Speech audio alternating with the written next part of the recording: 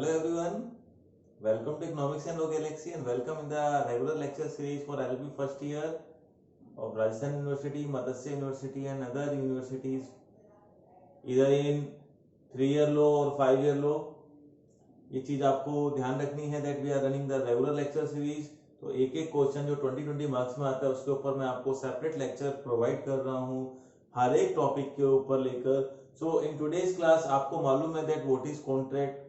Section 2H में हमने देखा था कि अनुबंध क्या है, और ये बाइलिंगुअल लैंग्वेज जो मैं आपको पढ़ा रहा हूँ हिंदी और इंग्लिश दोनों, ताकि ये दोनों मीडियम के बच्चों को बहुत अच्छे से चीजें समझ में आ सके। सो पहली बात कि व्हाट इज कॉन्ट्रैक्ट, तो सेक्शन 2H डिफाइंस इट। अगर आपने पहली क्लासेस नहीं देखी हैं, फर्स्ट दोस्त क्लासेस, वो क्लासेस देखेंगे तो आपको हर एक क्लास नई क्लास नहीं लगेंगी। It will be looking that कि सारी चीजों को कनेक्ट करते हुए मैं आपको पढ़ा रहा हूँ।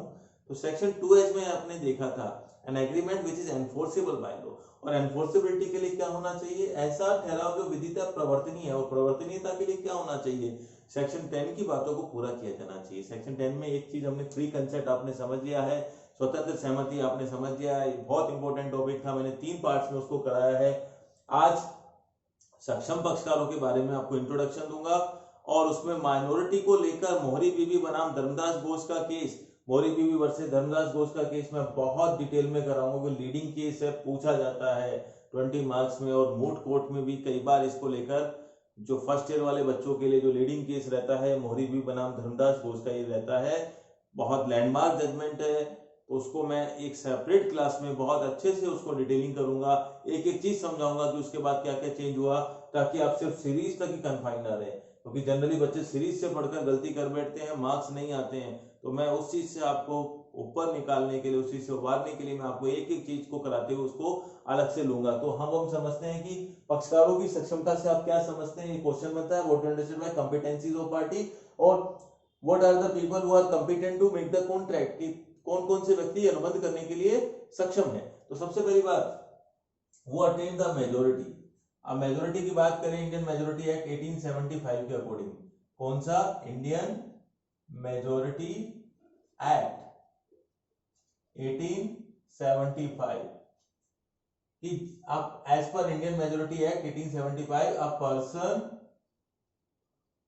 वो इज 18 प्लस, 18 की उम्र जिसने क्रॉस कर ली है, will be considered as major, कि वो अनुबंध करने के लिए सक्षम है, he will be able to make the contract. अब देखो ये ऐसा क्यों बनाया गया, देखो कॉन्ट्रैक्ट करने के लिए क्या होना चाहिए, उसकी शर्तें तो समझ में आई, कि शर्तें तो समझ में आए, टर्म्स एंड कंडीशन तो समझ में आए।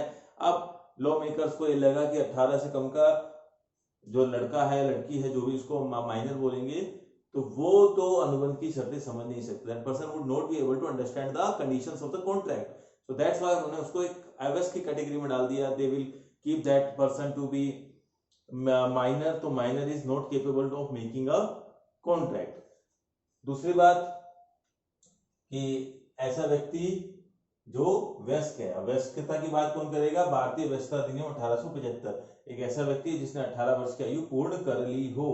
अब यहाँ पर एक चीज ध्यान रखनी है, I will be making you sure कि इसके ऊपर मैं मोहरी बीबी वर्सेस धर्मदास घोष के केस के लिए एक सेपरेट क्लास लेकर आऊंगा। वो इज ऑफ साउंड माइंड, ऐसा व्यक्ति जो स्वस्थ चित्त का है। साउंड माइंड का मतलब कि he must be able to understand the terms and conditions। देखिए यहां पर they kept the interest of the person, की अगर सपोज एक आदमी है जो टर्म्स एंड कंडीशन ही समझ नहीं पा रहा है, दिमाग से उसको प्रॉपरली कोई चीज समझ में आती नहीं है, फिर भी आप उसको कॉन्ट्रैक्ट में एंटर कराए जा रहे हैं, तो व्हाट वुड हैपन, उसका नुकसान हो जाएगा, सामने वाला पार्टी उसका फायदा उठा लेगी। सो that's why the person of unsound mind, unsound mind का मतलब ये नहीं कि, देखिए अनसाउंडनेस दो तरीके की होती है, एक तो मेडिकल और एक लीगल। मेडिकल अनसाउंडनेस में not be equal to legal unsoundness. Legal unsoundness का मतलब क्या है, आदमी वैसे पागल है, दिमाग से डॉक्टर ने उसको पागल डिक्लेयर किया हुआ है, लेकिन फिर भी वो अच्छा वाला समझता है, वो समझता है कि इस कॉन्ट्रैक्ट से मुझे क्या फायदा होगा, क्या नुकसान होगा, वो समझ पा रहा है कि what are the going to be the benefit for him through which would be accruing through that contract, तो उस आदमी को कॉन्ट्रैक्ट करने के लिए वो एलिजिबल है। क्यों एलिजिबल है? क्योंकि वो कॉन्ट्रैक्ट के टर्म्स एंड कंडीशन को समझ सकता है, अपने अच्छा बुरे के बारे में सोच सकता है। तो medical insanity is a different thing, legal insanity is a different thing. Clear? दूसरी चीज, एक आदमी कभी कभी पागल होता है, कभी कभी बिल्कुल सही हो जाता है। तो जिस समय वो सही है वो कॉन्ट्रैक्ट कर सकता है, जिस समय पागल है वो कॉन्ट्रैक्ट नहीं कर सकता। नॉट डिस्क्वालिफाइड बाय लॉ, इसका मतलब क्या है?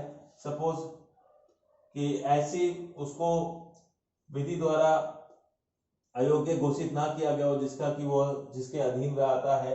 अब इसमें कौन कौन आएंगे? जैसे कि इंसॉल्वेंट की बात करते हैं। इंसॉल्वेंट मतलब कि दिवालिया, दिवालिया आदमी है। Undischarged insolvent, undischarged insolvent, insolvency एक अलग मामला है। डिस्चार्ज इंसॉल्वेंट है, उसने अपने एक एक डेट चुका दिया, एक एक कर्जा चुका दिया, तो अब वो किस बात का इंसॉल्वेंट?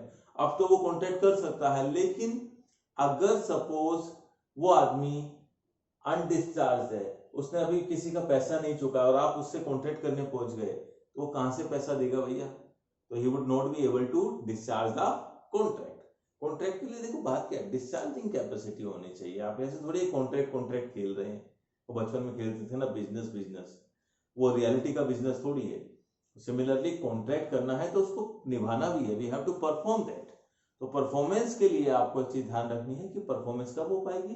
जब सामने वाला कंडीशन को समझ पाएगा। इसमें और कौन लगा सकते हैं? जेल में कोई बंद है, the person who is imprisoned.